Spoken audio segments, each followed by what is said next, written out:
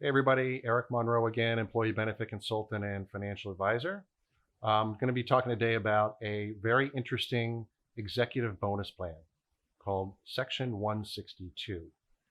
This is for any business owner that is looking to um, incentivize one of their key employees to stick around so that they can help you continue to grow your business, right? So I ask my clients, my business clients all the time, who is the last person that you want to walk into your office and say, I'm leaving. I'm giving you my 2 weeks. Sayonara. See you later. Goodbye. And typically, they can think of somebody pretty quick. And I say, well, what are you doing in order to make sure that they don't do that or give them disincentive to do that for you? Well, I give them nice bonuses. It's a great place to work. There's lots of opportunity for growth.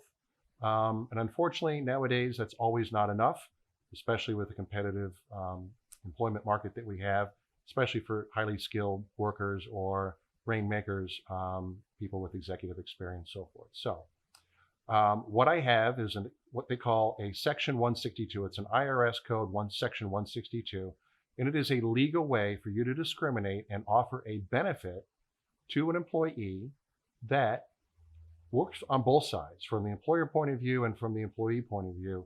And basically, it's a way for you to say, as a business owner, I'd like you to stay on board for however long, 6, 8, 10 years, doesn't matter, whatever makes sense within your business plan and your projections and your outlook for your business and your goals. But really, it's called a golden handcuff is probably the best terminology for that. That's what people understand. And this is how it works. The underlying instrument for this Section 162 plan is life insurance. And it could be term, but most of the time it's some kind of cash value life insurance, like a universal life insurance, and sometimes even a whole life insurance. It's very simple, easy to understand, and this is how it works. The employee, the person that you want to incentivize to stay with you, becomes the insured. They designate their own beneficiary, and they are owner of the life insurance policy, right? The employer pays that premium. That becomes a taxable income to the employee. So what they do is, if they want, they can double bonus the employee to cover whatever income taxes that might generate for this extra income coming in. So it would be a net zero tax liability for the employee, but they're getting this life insurance policy. And as these premiums keep going in, they keep getting paid, cash value continues to grow in a cash value policy. And if the employee breaks the agreement that you guys have put together, typically it's called a restrictive endorsement. It is a legal binding agreement added to the life insurance policy that says, if this employee leaves my employment within a certain period of time, I get a chance to recoup what I gave them. I get a chance to recoup the premiums and the compensation that I paid that employee to honor this agreement. And so what happens is, if they break the agreement, that contract reverts back to the employer. They cash it in. If we design it properly, there's enough cash there to reimburse them for all of their premium outlay.